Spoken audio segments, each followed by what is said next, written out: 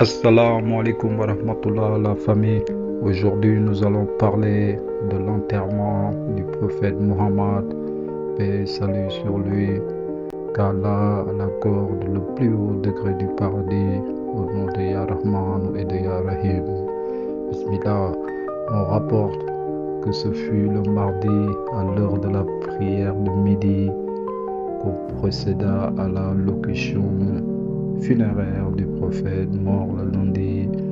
Dans une autre tradition, il est dit qu'on laissa son corps sans s'en occuper le mardi, le mercredi et le jeudi jusqu'à l'heure de la prière. Abu Bakr craignait que le corps pendant ces 3 jours ne se fût déjà corrompu. En entrant dans l'appartement, il s'approcha du prophète Muhammad, paix et salut sur lui, découvrit son visage et l'embrassa. Le corps exhala une odeur suave. Abu Bakr s'inclinant sur son visage et dit: Ô toi qui m'es plus cher que mon père et ma mère, quelle odeur suave tu exhales après ta mort comme pendant ta vie.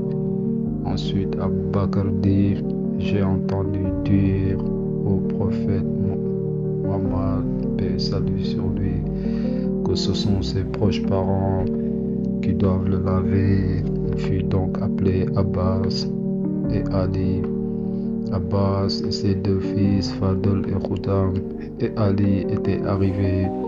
Abu Bakr leur dit de laver le corps du prophète Muhammad, paix et salut sur lui, et ordonnant à 2 affranchis du prophète, Shukran et Osama, fils de Zayd, et des aider lui-même avec les Muharijin et les Ansar, s'assit à la porte. Alors l'un des Ansar, nommé Aus ibn Khuwaïdi de la tribu de Khajraj, se leva et dit au vicaire de l'apôtre de Dieu: Prends garde que demain on ne blâme pas en disant, lorsqu'on a lavé le corps du prophète Muhammad, aucun des Ansar n'y assisté.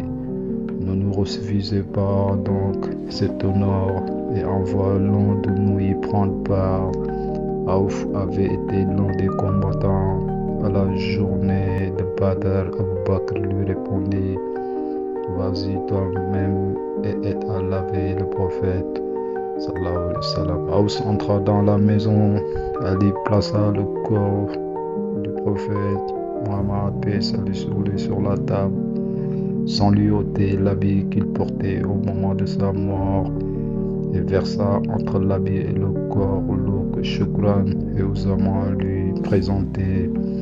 Fadl, fils d'Abbas, et son frère Khutam retournaient le corps, et Ali le lavait, tandis qu'Abbas et Aouf se tenaient au loin et regardaient. Après avoir terminé cette opération, ils enveloppèrent le corps dans 3 linceuls, 2 d'étoffe blanche et 2 d'étoffe rayée du Yémen.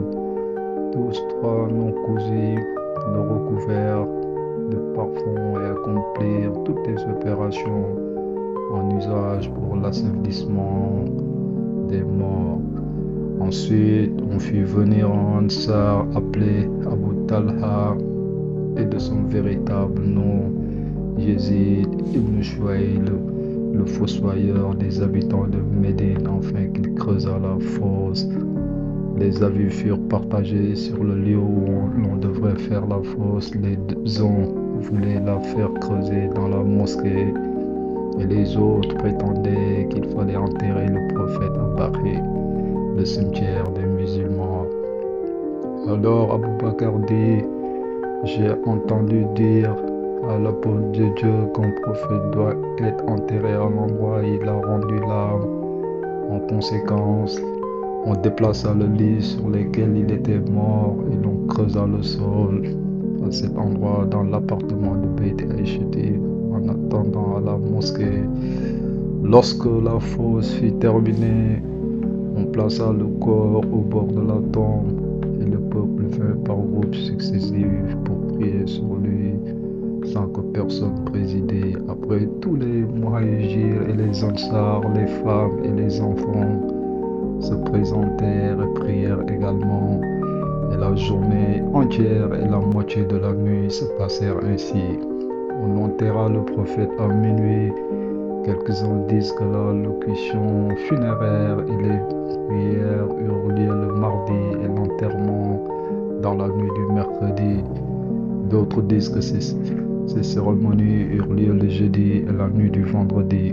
Le prophète avait une ratifa aux couvertures sur lesquelles il couchait habituellement.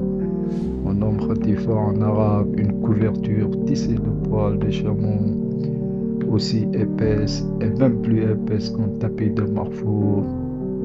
Shukran l'a franchi, apporta cette couverture et l'a jetée dans la fosse à côté du prophète, en disant par Dieu, personne ne couchera après toi sur cette couverture.